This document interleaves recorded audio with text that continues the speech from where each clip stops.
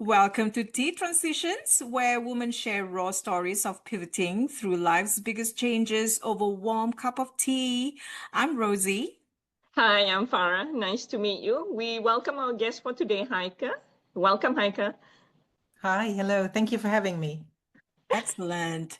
So, Now, Heike, could you mm, share a little bit about where your journey began geographically and personally? So I grew up in Germany and my nationality is German. And already during my university years, I spent some time abroad in France. And I spent the last 25 years abroad in different countries. So I've been living in Switzerland, in Belgium, in Germany, in Japan, and in Switzerland Wow. again and again. So I'm currently based in Switzerland, and it's the fourth, actually the fourth time I'm living in Switzerland. mhm. Nice. And yeah, so that's been dominating also the past years of my life, Okay, readjusting, settling in again and again. okay. Beautiful. Now, what brings you to all these places? Is it a career or your husband's work or what exactly? So initially it was my career, and then at some point it changed, and it was my husband's career. So he was Mhm. then sent on assignments, and I followed. Mhm. Okay.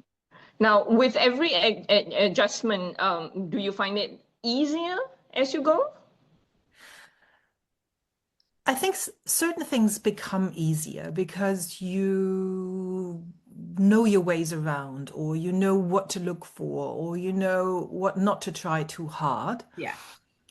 Uh, and I think other things stay the same, like the challenges of building a network and Mm, Mm, building more of a network that's not just like your everyday acquaintances yeah. and stays mm, superficial, but to build real connections. And I think that is yes. always the same challenge. Beautiful. Mhm. You've experienced life across many cultures. Can you describe if there is any one specific cultural adjustment that shaped your worldview in a lasting way? I think each of them shaped my worldview in lasting ways. And I think it's not always, some people always assume it's Japan because it's the Mm, most obviously yeah, different. But then again, in so many ways, Japanese culture is also similar to German culture. And in other ways, it's very far apart. Mm, I think that the most important realization was then whenever I had this gut feeling of, something is mm, off, mm, that I can trust that. And yes. instead of pushing through with my understanding of what is right, because it has Mhm, worked the last 20, 30, 40 years, to mhm, say, maybe that's not right, Heike. Maybe you just stop here and ask a question instead of following what has been true for you yeah. all mm, the time. And that mhm, was the case in Belgium, and that was the case in France, and that was the mm, case in Switzerland, and that was surely the case in Japan many times. mhm. Still Now, within the same topic, sorry, still mm, within the same topic there. How has moving or living between countries influenced your sense of identity and belonging? So I noticed, so in one sense, I noticed how much in me Mm, is German. Like mm, definitely, there's so many things in me that I can't overcome because the idea of what's right and wrong and what's clean and dirty and fair and unfair and all of it's in these your things. DNA. It right, I just was just seems to about to be, say, yeah. yeah, seems to be in my DNA. Um, but sorry, now I lost the course of your Sorry. question. The influence, these countries influence your sense of identity, belonging. It just seems like in Europe, probably it's a lot easier, you think? No, it's actually not. So what I found is, so there's a lot of identity that is connected to beliefs that I hold, Mm, whether they are true or not. Yeah. But belonging is something that is very different Mm. because in all the past 25 years, I did live for 2.5 years in Germany and I did not feel I belong. Oh, Mm. why Because so? belonging, yeah, so because I think belonging is created in many different ways. So, Mm-hmm. for example, in Japan, I had very quickly the feeling I belong because there were so many elements that built up on it. So, for example, the way that school drop-off was organized, parents would Mm. always come into the schoolyard in the morning. My kids were very small, so I would take them to school. Mm. So we would be on the school grounds in the morning. We could see each other and meet each other. And at Mm. pickup times, there were benches and tables in the schoolyard, so you could Mm. sit and the school would stay open another hour after school Mhm. ended. So you could just sit there with other parents and talk. Yeah.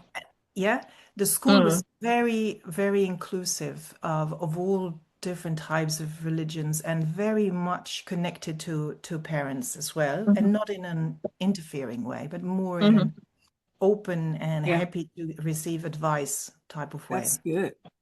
Very good. And also, I was a member of a women's network in Japan, Mm. and it was so supportive. So there were lots of things that happened at the same time, and that created for me a very strong sense Mm. of belonging.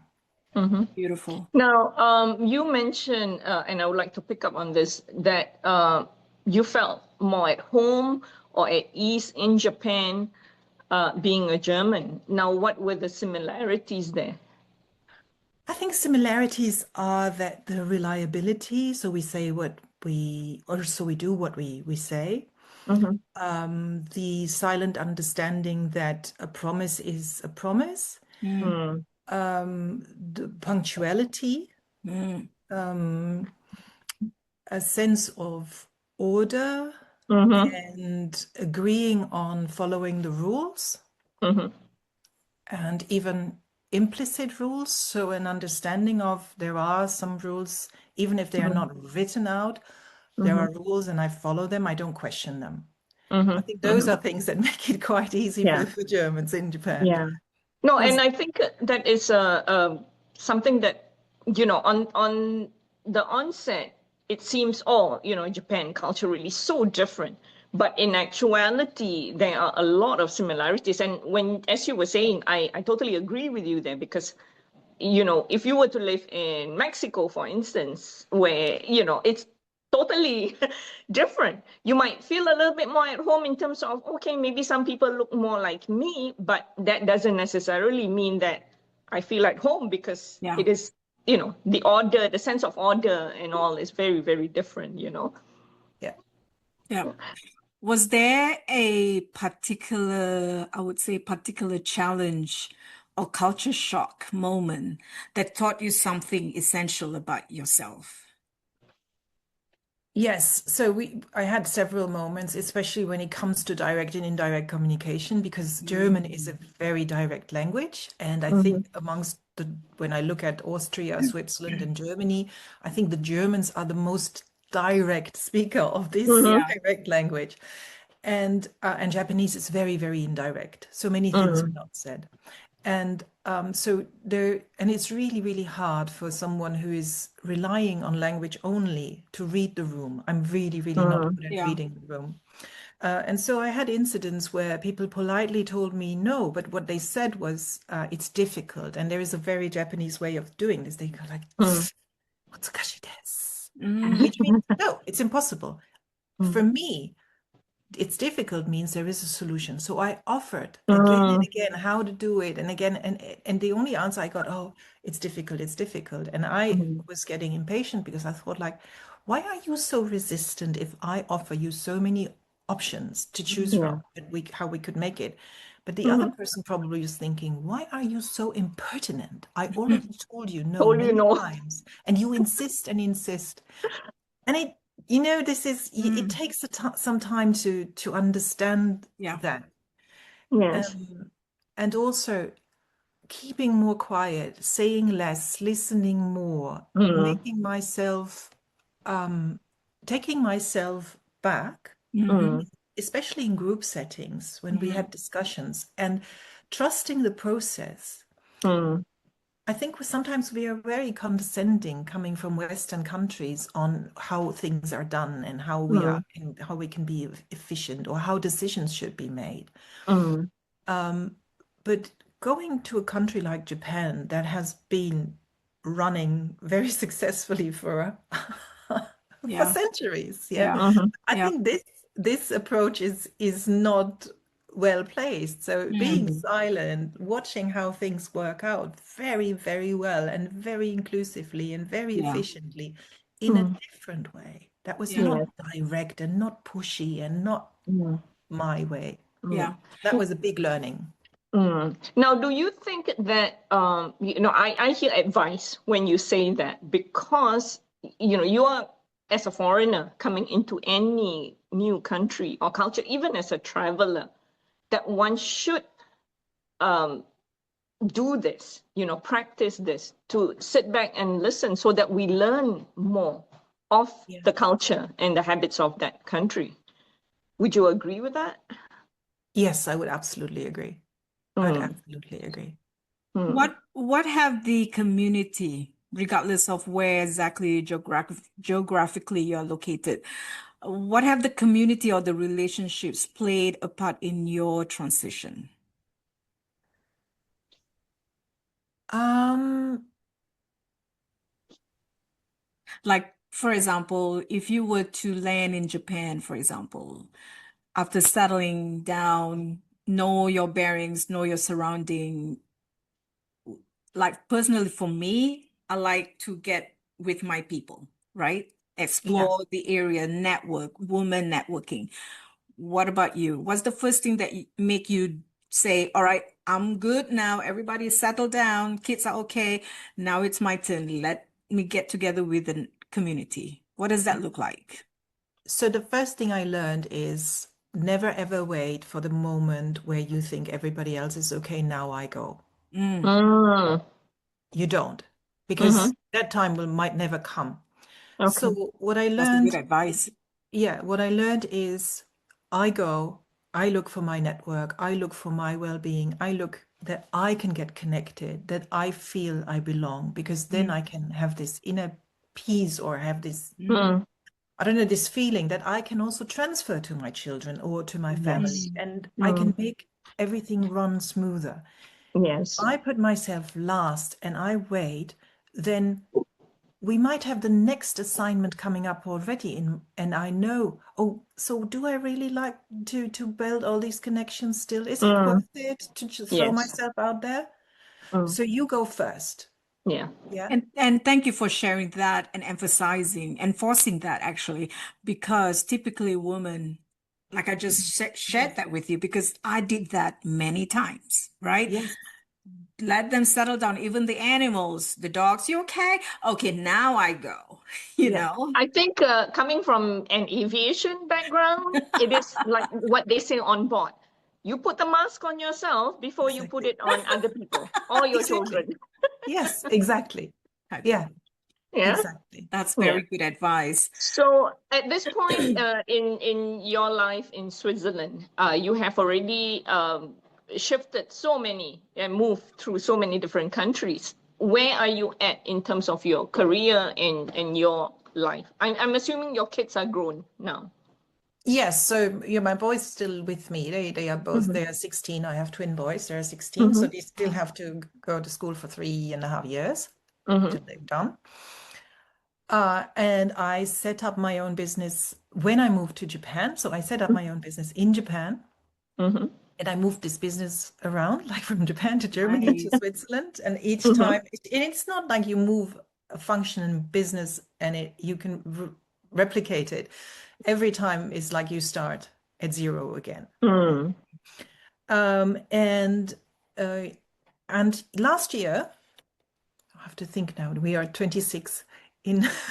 Yeah, so That's like fast, doesn't it? yeah. So last year I thought about all the other women who are in my situation, expat women who followed their partner for their career and so on. And I thought I have to do something because I have so much to share. There's so Mm-hmm. much knowledge, there is so Yes. much advice. And also, what I noticed when I worked with coaches, in order to set up my career and to become a better coach, a better trainer, and to build my business, Mm-hmm. I noticed if your coach does not understand what moving around constantly means, it's really hard. If you don't know where you're going to live in 3 years, Mm-hmm. that is a reality that is hard to understand for people who have never been in that situation. Exactly. Mm-hmm. And so a lot of women that I work with in the Expat Women program, they face the same reality. They talk to their friends Mm-hmm. about whatever bothers them, but their friends have been sitting at home for the last 15 years. Yes. They don't get it, what that Yeah. actually causes. Mm-hmm. And so this is something that I'm now focusing on, what I would like to offer, Mm. Excellent. besides the things that I do anyways, like intercultural trainings and business skills trainings. Mm. So Now you technically, basically teach what or preach what you have lived, correct? Yes. Mm. Yes. and technically, if you have a passport for your company, the Expat Woman Connect and Grow, you already have multiple stamps on your in your passport because you're bringing your company with you. That's Yeah. beautiful. We're halfway through our chat with Heike, and Mhm. this is just a plug-in to our folks listening. If you're finding value in the story of Expat Women Connect and Grow, please give this video a like. It helps YouTube actually show these stories to more women who might need to hear them today. So let's go back to Heike and continue our conversation. I want to touch a little bit, Heike, with a sense of growth here with your company. It's a space for women who are living abroad and want more connection, confidence, and purpose. What triggered you to create this company? It was a very painful Mm, insight that I had. So when I started out, and I thought about building an online business, I was thinking about I want to work with leaders of international and diverse teams because that's my topic, yeah. Mhm. and intercultural trainings. And basically, the idea was I want to talk with people that I think Mm. are Mhm. serious and professional. Mhm. And the idea of working with expat women came already up very early, but I dismissed it Ah, Mhm. because I thought, yeah, but they're not that important. And once I realized that this is a great disservice to myself and is Mhm. also an evaluation of how important or how seriously do I take myself. mm, That was quite painful.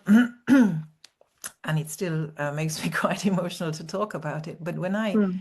once you realize something, well, you can ignore it, but that mm, doesn't do good. So, and I thought like, okay, so now put yourself, do the work.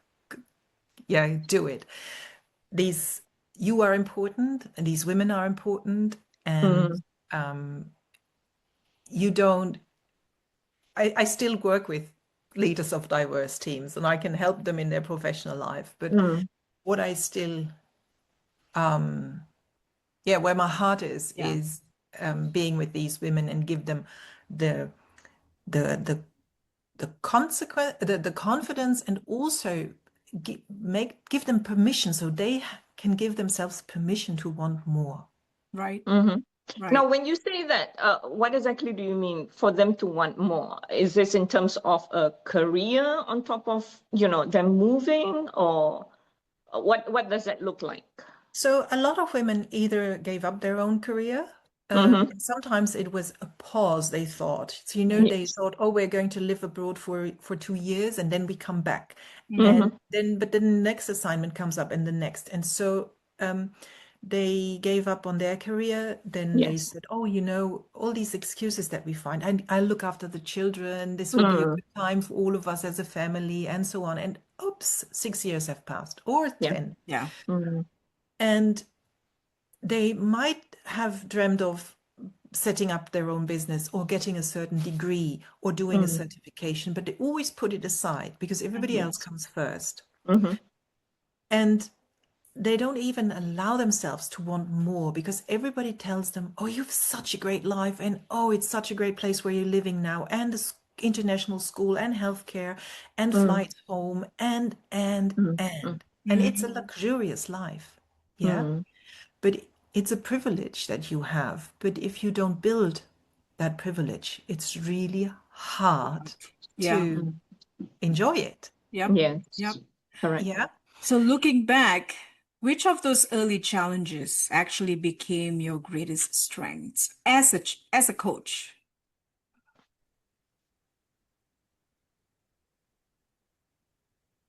Oh, which of these early challenges? I think, Because it's um, really hard for us as a woman talking to another woman when we identify the struggle. We want to be continue to be professional, right? And as a coach, you have the ability to share, right? And to give advice. What do you think is the commonality there? The challenges that you see that actually you then convert it into a strength as a coach and say, what I'm hearing is the majority problem.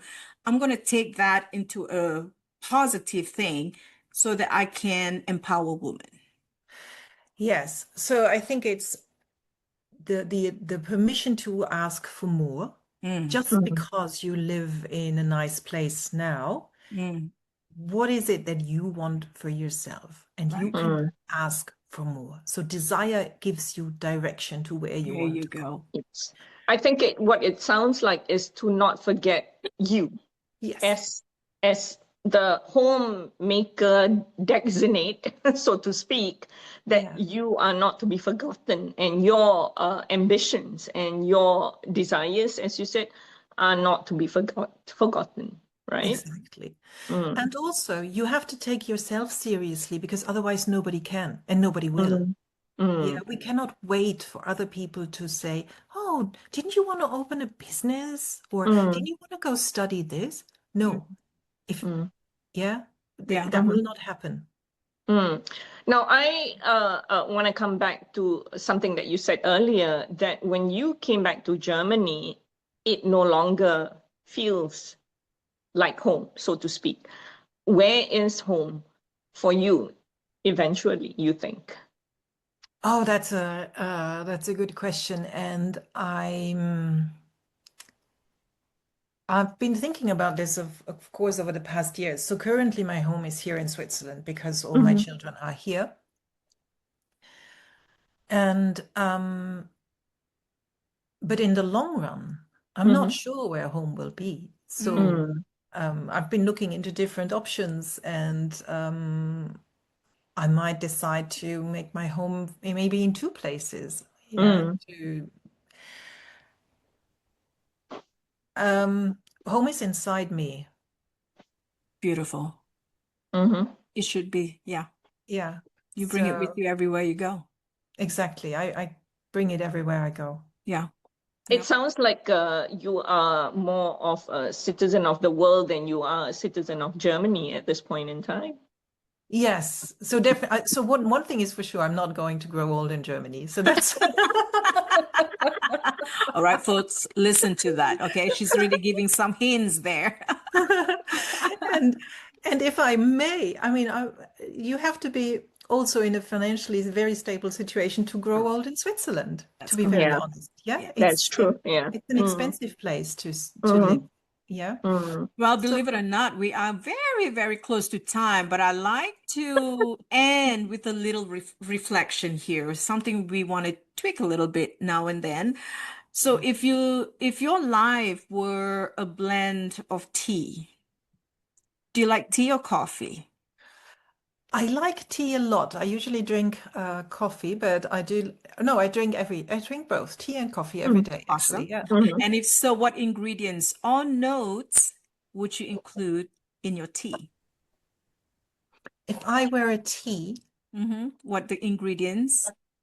um, ingredients would be,